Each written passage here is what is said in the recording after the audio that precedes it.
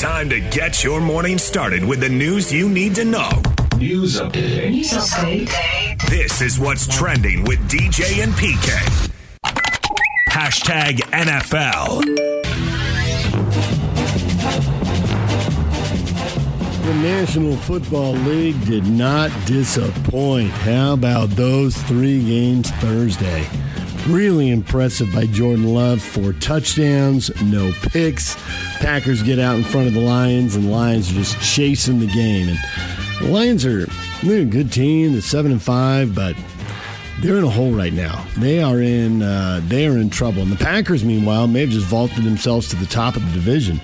We got a game today, the Amazon Black Friday game, with the Eagles and the Bears, a couple 8-3 teams. And if the Eagles win that game, and I suspect they will, the Bears are 8-3, but they have played a really soft schedule and they've dominated it.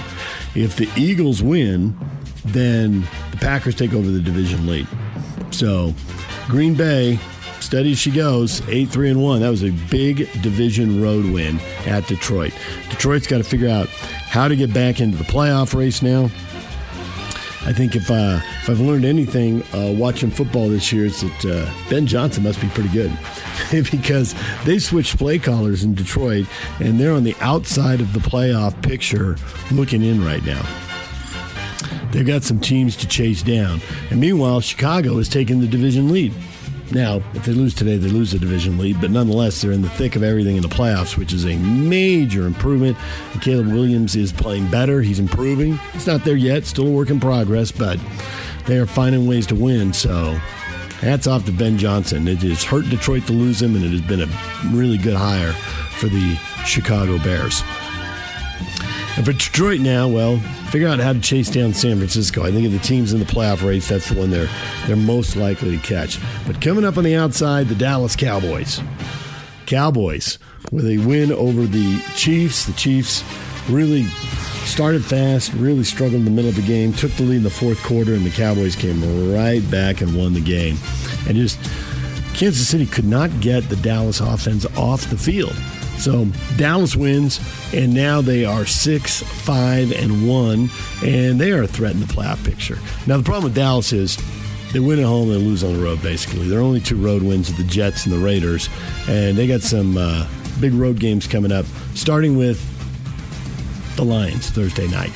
So that is a massive game for them right there. But they have a pretty winnable schedule after that. If they can figure out a way to beat Detroit, Minnesota, the Vikings and Chargers at home, and then on the road the Commanders and Giants, well, that's a very doable schedule. If other people struggle, well, Dallas could look pretty good down the stretch here. And then the third game, Cincinnati, Joe Burrow with a couple of touchdown passes. The Ravens with 5 turnovers, 4 of them fumbles. They just could not get out of their own way.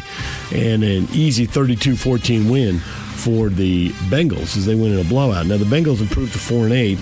And, why would Joe Burrow come back? Because that division is still winnable. They are 2 games behind the Ravens, and the Steelers are 6-5. And leading the division now. And the Ravens are 6-6. And the Steelers today have a very losable game. They're playing the Bills at home. Buffalo, they can win that, and Buffalo's 7-4, fighting for a wild card. Probably not going to win the division. Maybe they could. But that'd be highly motivated. We'll see if Buffalo gets it together. They've lost 4 of their last 6 games. So if the Steelers lose today, the Bengals are just 2 games out of first place, and they've got a winnable schedule down the stretch. Can't completely rule them out either. Heck of a day. All right, we got the Eagles today. Tons of playoff implications there. The Eagles, of course, just coming off that loss to the Cowboys, there's been a lot of negativity around a Super Bowl championship team that at 8-3 had the best record in the NFC until recently. Now the Rams do. We'll see if the Eagles can pull it together today. And then Sunday, another big slate of games coming up. As far as the playoff goes, I mean, the real marquee matchups were on Thanksgiving, but I am intrigued by Texans at the Colts. The Colts have been dominating, but they just took an L, and if the Texans win, they're only 1 game back in the division race. So that is a huge game Sunday in the AFC South. Really intrigued by that. The Shedeur Sanders' story will continue. The Niner defense, much better than the Raider defense. How will Shedeur look against the Niners at home? Niners had some injuries, but they're still playing great defense. Even without Bosa, even without Fred Warner, the former Cougar, their defense has been outstanding. So, all right, there's the NFL. DJ and PK. Hashtag Utah. The Utes kick off at Kansas at 10 a.m. this morning, going for win number 10 for Kyle Whittingham. That would be quite the exclamation point on the season. 10-win teams, hard to come by. Utes have had 10 of them ever. Ronnie Mack had 1. Urban Meyer had 2, actually, and then Kyle has had 7. So to get 10-2 in the regular season, not using a conference title game or any bowl game or anything like that, Kyle did that back in 2019 when they actually won 11 games, which is the third most wins in school history. The Fiesta Bowl team won 12 and the Sugar Bowl team won 13. So the Utes getting into rarefied air.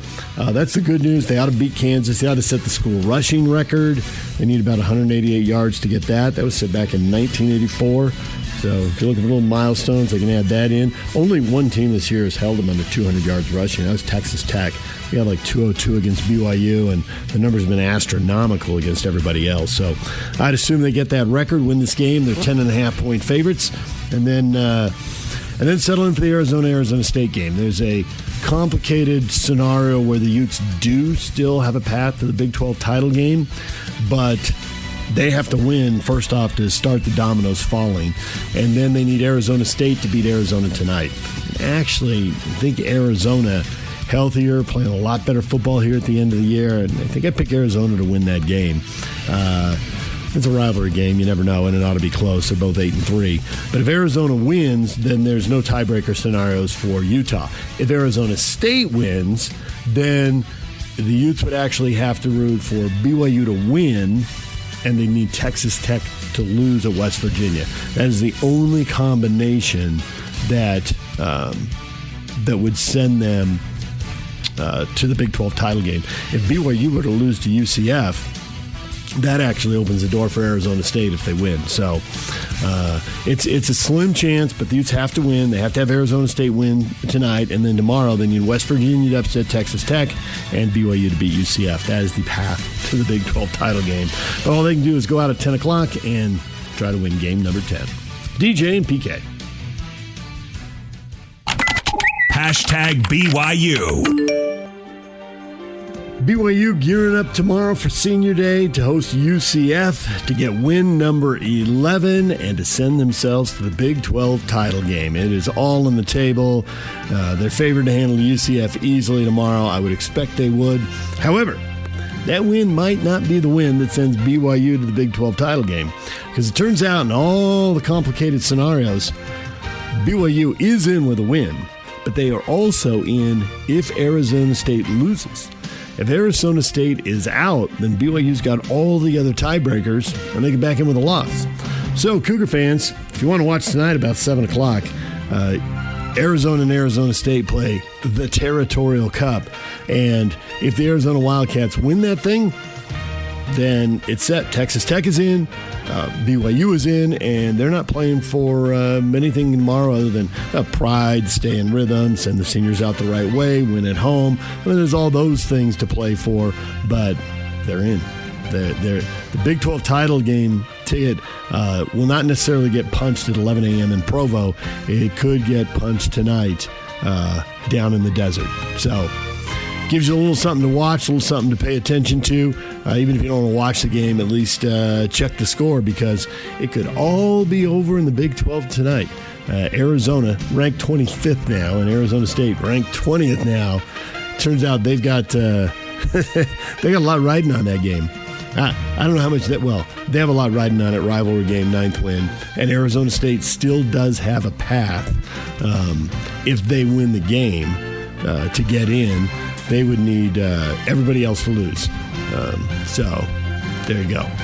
Actually, they don't need everybody else. BYU would do it for them. But they also get in if Texas Tech and Utah lose. So there's a couple paths there for ASU. It's not great, but they've got to win tonight, because if they lose, then it's Texas Tech versus BYU in the Big 12 title game. All right, DJ and PK. Hashtag Utah Jazz. The Utah Jazz host the Sacramento Kings tonight at the Delta Center. This one gets underway a little on the late side. It's going to tip at 7:30. NBA Cup games should have the funky-looking floor out there.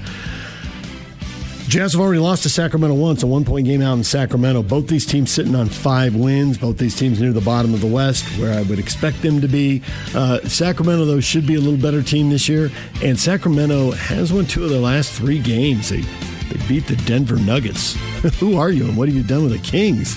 They beat Denver and they beat Minnesota. They've won 2 of the last 3. They also lost to Phoenix. So, Jazz and the Kings tonight, 7:30. Listen to the game on 97.5 The Zone. Hashtag college basketball. BYU defeats Miami 72-62, playing in the Terry Chocolate ESPN Events Invitational, whatever the heck that is in Florida. BYU gets a 10-point win. The story of the game, Kennard Davis Jr., 18 points. He missed 2 games after the accident and cited for DUI, and I think that's surprising to everybody that he's back after 2 games. Now, if you want to defend him, well, Coach was on the scene right away. He knows what's really going on, so this is okay. And if you don't like BYU, then it's like, only 2 games? Since when? Is the honor code all gone? Well, the honor code's not all gone. The BYU was just loaded up for what looked like a great season, and they sent their senior quarterback packing. So I wouldn't say the honor code's all gone. But at the same time, 2 games does raise eyebrows. So they haven't said anything yet about whatever circumstances there might be, because normally if you hear DUI, you'd think a longer suspension. He does have a court hearing coming up on the 12th, so he totally gets saying nothing before a court hearing. You know, if the charge is dismissed then or something, maybe there's more of an explanation. But I think it'll be 2026 before we get more of an explanation and find out whatever details there are that intrigue you. BYU's back at it today. They play Dayton tonight, and the game's on ESPN at 7:30 as that tournament continues. And for the Utes, how about the win over Ole Miss? Hit 2 big free throws with 4 seconds left and get a win. That is easily the biggest win of the Alex Jensen era. All right, that is What is Trending, brought to you by Shamrock Plumbing. No job too big or too small. Call the experts at Shamrock Plumbing. All right, the question of the day is next.